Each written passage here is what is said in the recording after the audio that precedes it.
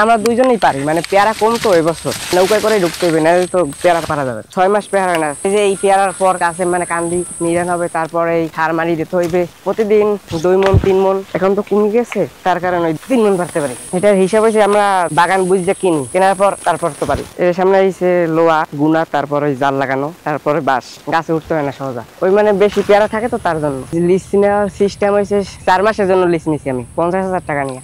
এই জায়গা আছে 10 কুড়ের মতো আছে, আর একজন আমার ভাই আছে সে ওই পাশে। আমরা দুইজনেই পারি, মানে পেয়ারা কম তো এবছর নৌকায় করে ঢুকতে হবে, না তো পেয়ারা পারা যাবে। পেয়ারা বাগান এখন হয়েছে আষাঢ় মাস, বৃষ্টির সিজন, এমনি তো থাকবেই, তার কারণ বেশি মানে পানিটা বেশি থাকে, ওগুলো তো ভেসে যায় পচে যায়। তার উঠানোর চেষ্টা করবো, ওগুলো পচে যায়। এই নৌকাটা আমি 27 মণ পেয়ারা নিয়ে যেতে পারি বাজারে। এটা বিমরুলি বাজার, ভাসমান বাজারে সবথেকে মানে বড় বাজার। দাম এবছর একটু কম, দুর্ঘটনার কারণে 400-500 টাকা মন চলে, এখন বর্তমানে চলতেছে 800 টাকা মন। দাম একটু বাড়ছে আগের কিনতে। এখান থেকে পেয়ারা যায় চট্টগ্রাম, সিলেট, খুলনা, বরিশাল, ঢাকা, রাজশাহী, কুয়াকাটা, পটুয়াখালী সব জায়গায় যায়। বরিশালের পেয়ারা হয়েছে যে এটা মাটির গুণে ভালো হয়, বরিশালের মাটিটাই ভালো। পেয়ারার জাত এই জায়গায় একটাই আছে, খায় এটা দেশি পেয়ারা। এই বাগানে উঠে পেয়ারা গাছ ডাল ডল ভাঙিয়ে থয়, খায় 2-1টা খাও, তাতে কোনো দোষ নাই, কিন্তু পেয়ারা গাছের মানে ডাল ডোল ভাঙিয়ে থই যায়। আর যে ছোট ছোট পেয়ারা এগুলো ক্ষতি হয় না, প্রচুর পরিমাণে শ্রমিক কাজ করে, তাদের নিজস্ব বাগান কেনা, এই আর কি। এক একটা গাছ থেকে 1 মণ পেয়ারা নিতে পারি, তেমন অভিজ্ঞতা লাগে না। আমি এই 3 বছর হইতে মানে পেয়ারা পারা শুরু করছি। লাভজনক আছে, হাইব্রিড পেয়ারা, ওইগুলার কারণে আমাদের মানে ব্যবসা মানে লস হইতে আছে। এখানে এই পেয়ারাই প্রচুর আছে, মানে চাষের কোনো প্রয়োজন নাই। এক একটা গাছ 100 বছর 150 বছর বেঁচে থাকে। পেয়ারা বাগানে রাখি, পেয়ারা বাগান রাখতে পেয়ারা গাছে মাড়ি মুড়ি দিই। সকালে উঠিয়ে একবার খুব সকালে উঠিয়ে পেয়ারা পাড়তে যেরকম যাওয়া লাগে, এরকম খুব সকালে যাওয়া লাগে না, 8টা-9টা গেলেই যায়। এবার বৃষ্টিতে ভেজা লাগে না। টুরিস্ট আছে, এবছর তো কম টুরিস্ট, ঘন্টা হিসাবে ভাই 300 টাকা ঘন্টা। এরকম নৌকা ভাড়া 300, ট্রলার ভাড়া 600 ঘন্টায়। আবার অনেকে ঠিয়াও করে, ঠিয়া ধরেন এই 3টা-4টা পার্ক আছে, দেখাই লই 1000-1200 টাকা।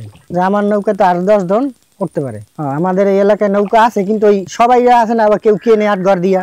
3 মাসে নৌকা ছাড়া আবার কোনো আমাদের কোনো গতিও নেই। এটা এক প্রকার গ্রেসিং বলতে পারেন, যে একটু ভালোটা তার উপরে সাজাই দেয়া, যেগুলো একটু পাকা বলতে ওইগুলো নিচে দেওয়া। এই পাকাটার থেকে কাঁচাটার একটু চাহিদা বেশি। তো নৌকার ভিতর নিলেও তো হয় কি, এটা একটা মাপ, এই ক্যারেট মাপকেই বিক্রি হয়, তো একবারে মাপকেই নিলাম। এইরকম একটা বিষয়, এতে আগে পালা পয়দান বা মিটার আছে, মিটার দিয়ে মাপতো, তো এই মাপার কাজটা ধরেন একবারে হয়ে যাইতেছে আমার। এক একটা ক্রেট হিসেবে আধা মণ হিসাবে নাই, অরিজিনালে 22-24 কেজি থাকে। এখন অরিজিনাল 44 কেজিতে 1 মণ নেয়। আশেপাশে 8-10টা গ্রামের সবাই মোটামুটি হয়তো বাগান আছে, কেউ বাগান বিক্রি করে দেয়, কেউ বাগান কিনে তারপর পারে, কেউ ব্যবসা করে, সবকিছু মিলাইয়া কয়েক হাজার প্রতিদিন। আগে তো বেশি হইতো, এখন আস্তে আস্তে কমা শুরু করছে। কোন সময় 600-700 মণের মতো বিক্রি হইতো, এখন ধরেন তা কমিয়া 1-150 মণ কমছে আর কি। কিছু তো পরিপক্ক হয়েছে, সেগুলা রং চেঞ্জ হয়ে যায়, যেটা পারার মতো ওইটাছে ওইটা রং চেঞ্জ হয়ে যায়। অভিজ্ঞতার প্রয়োজন আছে। বেশি পেয়ারা নেওয়া যায়, এটা আপনার যুক্তি ঠিক আছে, কিন্তু এই যে ছোট ছোট যে পাই আমরা, এই যে কান্দির মাঝখানে যে ছোট নালাটার, এটা পাইয়ে বলি, তো বড় নৌকা হইলে ওর মধ্যে ঘুরতে বা ঢুকতে সমস্যা হয়, এই জন্য ছোট নৌকা ইউজ করি। পানিতে পড়ে যায় যেটা, ওটা তো নষ্ট হয়ে যায়, পাইকা যেটা পড়ে যায় তো ওটা তো নষ্ট হয়ে যায়, ওটা দিয়ে আর কোনো কাজ হয় না। সময় খুবই কম, 6টা থেকে 10টা পর্যন্ত হাইয়েস্ট, 4 ঘন্টার মধ্যে আমরা মানে পাইরা বিক্রি করার জন্য 10টা পর্যন্ত গেলে ঠিক আছে, তার বেশি হইলে পর তোর বাজার মানে ভাঙিয়া যায়, বলতে বাজার শেষ হয়ে যায়, তখন আর দাম পাওয়া যায় না এরকম ভালো। বাজারের ধরনে সোজা কথাটা লোকাল এই সিস্টেমে যারা বিক্রি করতে যায়, আগে যারা বিক্রি করতে যায় তারা বিক্রি করে পরে তাদের কাছে জিজ্ঞেস করি যে আমি দেরিতে গেলে যে ভাই কি দর বিক্রি করছেন, সে বলে ওই হিসাবে। তবে বাজারে কত দাম চলতে আছে ওই উপর হিসাব করে গাছ দেওয়া কতগুলো পারবো এইগুলা হয় না আর কি। পাড়ার কাজ যতগুলা রোজ যতগুলা, কিছু সময় আছে যেগুলা পারতে না চাইলেও গাছে পেয়ারা পেকে গেলে পরে আর রাখা যায় না, ওগুলো পারতেই যায়। রক্ষণাবেক্ষণ বলতে গাছে তো একটা সিজন, এই সিজনে হয় বৈশাখ মাস, তার জ্যৈষ্ঠ মাস, আষাঢ় মাসের দিকটা পেয়ারা আসে। তার আগে এমনিতে পেয়ারা বাগানে তার তো মানে তোর সেরকম কোনো রক্ষণাবেক্ষণ নেই। ফাল্গুন চৈত্র মাসে মাটি দিতে হয়, কান দিতে।